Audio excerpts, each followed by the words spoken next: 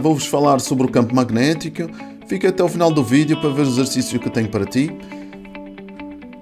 Sou o professor Marco Pereira do site estudafq.pt. Os ímãs. Os ímãs podem ser de vários materiais e podem ter formas e tamanhos diversos, mas têm sempre um polo norte e um polo sul. Atenção, não tem polo positivo nem polo negativo. É polo norte e polo sul. Nada de confusão com o campo elétrico. Os polos iguais repelem-se e polos diferentes atraem-se, tal como acontece com as cargas elétricas. Então podemos ver aqui dos polos contrários, atrair, e dos polos iguais a se repelir. Então, inúmeras formas e variadas tamanhos que temos aqui de ímãs. Quando se divide um ímã em dois, cada uma das partes fica novamente com um polo norte e um polo sul. E teremos aqui uma divisão e o polo sul irá se manter, é criado aqui um novo polo norte e aqui um polo sul. Mas há uma situação interessante, é que eles já não voltam a se juntar, porque a polarização fica inversa. Apesar de ser aqui norte e sul, eles já não voltam porque vão aqui virar a sua polarização e eles já não encaixam. Mas eu vou-vos mostrar aqui, deixar aqui um vídeo em que, com o ímã circular, nós podemos ver que temos aqui um polo norte e um polo sul, mas ao partir o ímã, tem aqui um ímã que já foi partido e eles não se juntam, eles vão estar a repelir, mas se eu invertê-los, se eu fizer ao contrário, se eu colocar ao contrário, então eles poderiam se juntar novamente.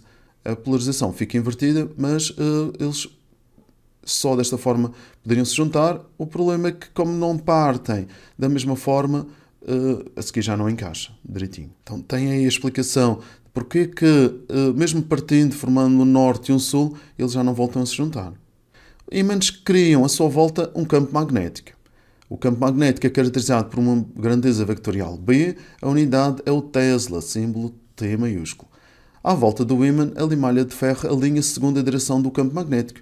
E nós podemos então visualizar estas linhas de campo magnético, que são linhas imaginárias, mas com a ajuda destas limalhas de ferro ou ferro em pó, conseguimos ver estas linhas de campo. A distribuição da limalha à volta chama-se um espectro magnético e aqui com as agulhas nós podemos ver também a forma tendencialmente a forma das linhas de campo. Estas linhas de campo orientam-se do polo norte para o sul, fora do ímã, e do polo sul para o polo norte, dentro do ímã. Não é muito comum perguntar como é que as linhas orientam-se dentro do ímã, mas temos que saber é que elas saem do norte e chegam ao sul. Okay? É por fora do ímã. Temos aqui, sai do norte, chegam ao sul. Em cada ponto, o vetor campo magnético é tangente à linha de campo e tem o sentido dessa linha. Por exemplo, aqui neste ponto tem uma tangente e será aqui o vetor campo magnético, mas ele é mais intenso onde tiver maior concentração de linhas. E aqui o campo magnético será mais intenso do que aqui neste ponto em cima. Temos a ver já aqui desenhado alguns vetores, campo magnético. Também temos um campo magnético uniforme, é no interior de um ímã em U e apenas no interior, fora elas formam a curva, então temos que dizer que é no interior do ímã em U. E porquê que é um campo magnético uniforme? Porque as linhas são paralelas e igualmente espaçadas. Tem aqui também com a limalha de ferro, vemos as linhas tendencialmente paralelas. Ainda sobre as linhas de campo, vamos ver a orientação da bússola segundo as linhas de campo. As bússolas orientam-se segundo linhas de campo, apontando o respectivo polo norte para o polo sul do ímã, o que indica o sentido do campo magnético. Então, se eu tiver aqui uma bússola, a bússola funciona como um pequeno ímã, tem o norte e o sul, e ela vai apontar sempre para o sul, ou vai atrair, o polo norte vai atrair para o sul, então temos sempre o ponteiro do norte a apontar para o sul, mas também sabemos que o campo magnético também aponta para o sul, ou vem para o sul, por isso vamos ter que o campo magnético, a bússola vai apontar sempre no sentido do campo magnético.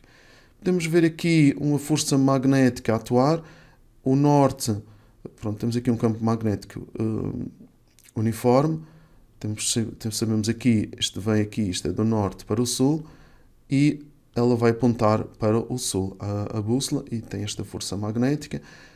E aqui tem o exercício, porque eu tenho reparado que aparecem muitas dúvidas disto. Então temos um certo campo magnético, é caracterizado pelas seguintes linhas de campo. Qual das seguintes situações contém a posição correta de uma bússola caso fosse colocada no interior deste campo? A primeira coisa que eu tenho de fazer é perceber que aqui sai do norte e chega ao sul. Se eu colocar uma bússola, ela vai ter que se orientar segundo a direção das linhas de campo, não será nenhum destes. E em relação a estes, se eu colocar aqui uma bússola, aqui representamos a bússola assim, com dois triângulos, e ela terá de apontar para o norte, terá de apontar para o sul, e o sul terá de apontar para o norte, e ficamos aqui então a resposta correta à linha C. Okay? Nestes espectros magnéticos, que representam as linhas de campo, podemos ver que quando temos dois polos iguais, quando temos dois polos diferentes, as linhas de campo tendem a se juntar, e aqui as linhas aqui sul-sul, usar a representação que tinha aqui, elas evitam-se tocar e não vão se juntar. E há a repulsão aqui das linhas de campo. Campo magnético terrestre. A Terra tem um núcleo externo líquido de ferro metálico que gira na mesma direção, e pensa-se que esta rotação do ferro a altas temperaturas cria o campo magnético terrestre. A movimentação das cargas elétricas todas na mesma direção, de cargas elétricas do ferro, dos eletrões livres do ferro, origina um campo magnético pouco intenso que é na ordem das dezenas de microteslas. E temos de ter atenção aqui a uma situação. Se eu tenho uma bússola que vai apontar para o norte, ou o norte da bússola está a apontar para o norte, este norte tem de ser aqui em cima, que nós chamamos de norte, é o polo sul magnético. E por acaso, está muito próximo do polo norte geográfico. Aqui tem uma inclinação de cerca de 11 graus. Mas temos que saber então que a bússola aponta para o polo sul magnético, que é próximo do polo norte geográfico. A direção do eixo norte-sul magnético faz um ângulo de cerca de 11 graus com a direção do eixo norte-sul geográfico, ou seja, com o eixo de rotação da Terra. Então, a Terra está a rodar aqui, neste eixo, e a bússola... Pronto, este é um pedacinho estranho. Nós temos o polo norte geográfico é, na realidade, então o polo sul magnético. Bem, é para lá que a bússola aponta, é o sul magnético. O campo magnético é criado por ímãs, mas também pode ser criado por correntes elétricas. E esta experiência é muito importante, a experiência de Ørsted, em 1819, ele verificou que a agulha magnética da bússola era desviada quando se aproximava um fio percorrido por uma corrente elétrica. Esta ideia veio da observação uma tempestade dos relâmpagos. Ele viu que as bússolas oscilavam, assim, mexiam sem perceber bem o que é que era, e então ele experimentou passar a corrente elétrica perto de uma bússola e viu que criava um campo magnético. Havia um desvio desta bússola. Ørsted concluiu que uma corrente elétrica, ou cargas elétricas em movimento, produz um campo magnético em seu redor. Estabeleceu pela primeira vez a ligação direta entre o magnetismo e a eletricidade. Como é que é o campo magnético criado por uma corrente elétrica? Então, podemos ver aqui o campo elétrico criado por um fio. Se eu tiver um fio a passar corrente, neste sentido, vou ter linhas de campo assim, são circunferências perpendiculares ao fio e centradas neste. O sentido das linhas de campo é dado pela regra da mão direita. Bem, tem de ser a mão direita para que aqui esteja a indicar o sentido da corrente e os dedos vão indicar as linhas, o sentido do campo magnético. Okay? Com a mão direita aqui, vemos então aqui os dedos e aqui o polegar, e temos o sentido do campo magnético e se nós tivermos o sentido da corrente assim. Se for ao contrário, eu não posso usar a mão esquerda, tenho que usar sempre a mão direita, mas tenho que fazer então virar para baixo. Vemos aqui também outro esquema, polegar no sentido da corrente e o campo magnético aqui no sentido dos dedos. O campo magnético, num ponto, é tanto mais intenso quanto maior for a corrente elétrica e quanto menor for a distância do ponto ao fio. Podemos ver aqui, tenho a representação de um campo magnético neste ponto e aqui neste terá menor intensidade.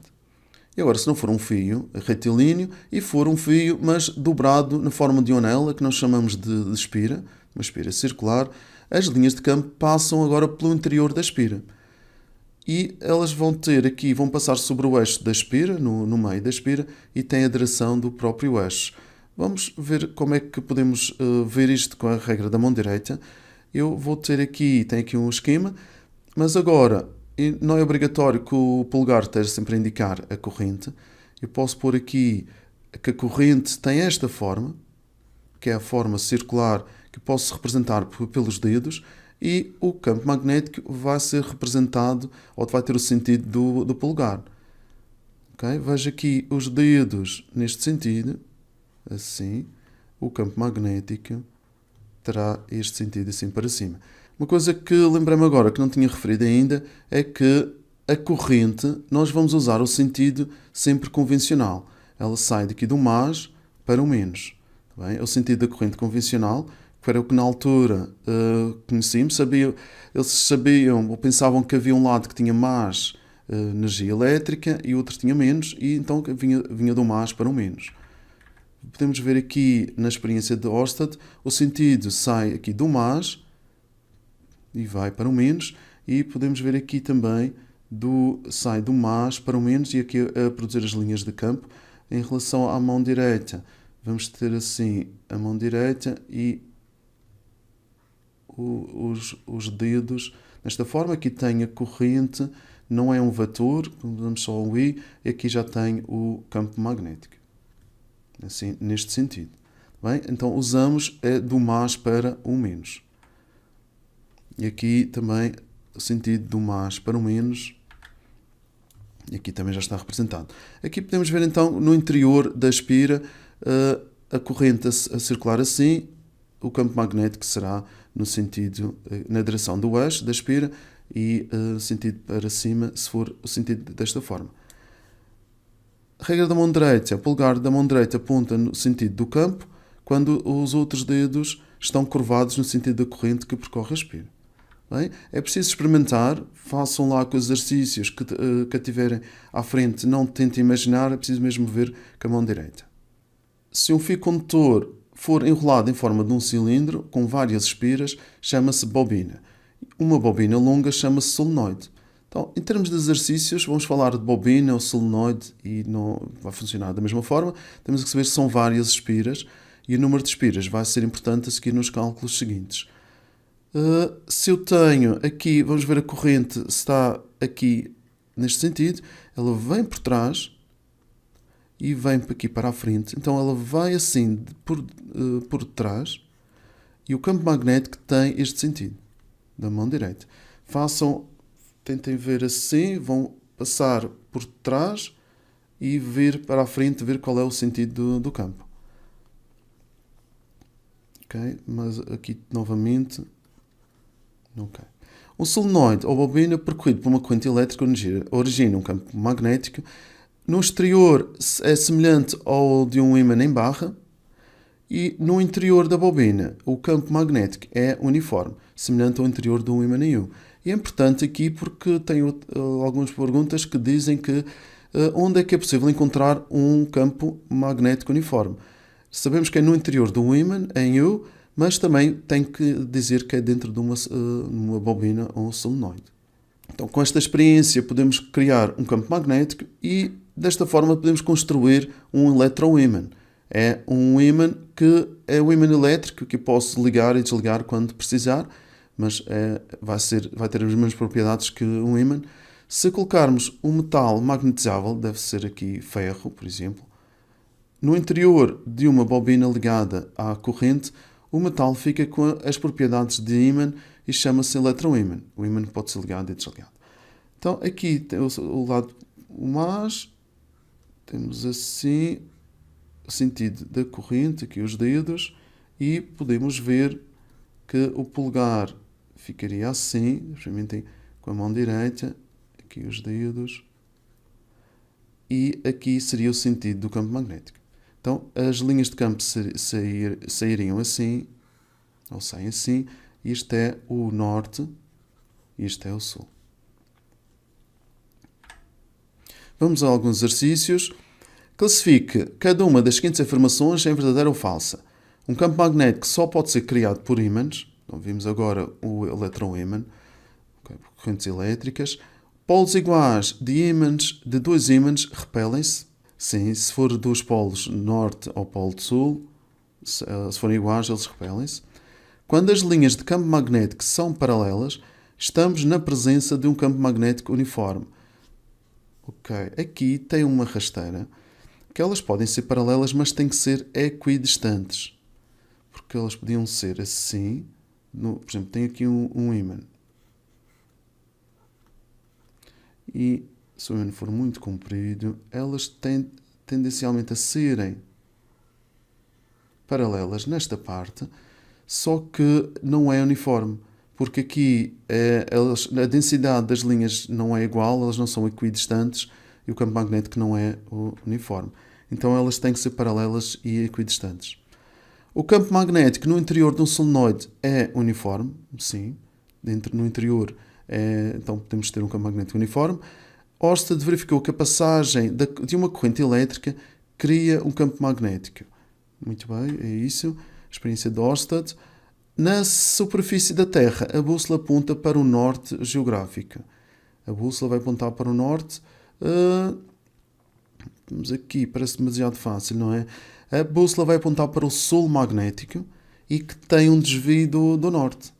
Bem, penso que é mais por aqui. Não, já sabemos que tem esse desvio e então a pergunta está mais nesse sentido. Aponta para o polo sul magnético que se encontra desviado 11 graus do polo norte geográfico. Okay. Deixo aqui os contactos do Estudo da FQI e espero que tenham percebido. Se ficou alguma dúvida, deixem nos comentários. Passem também no Discord do Estudo da FQI, tem um link na descrição. Continuem com mais alguns vídeos para vos ajudar a continuar a estudar. E até o próximo vídeo. Estamos juntos!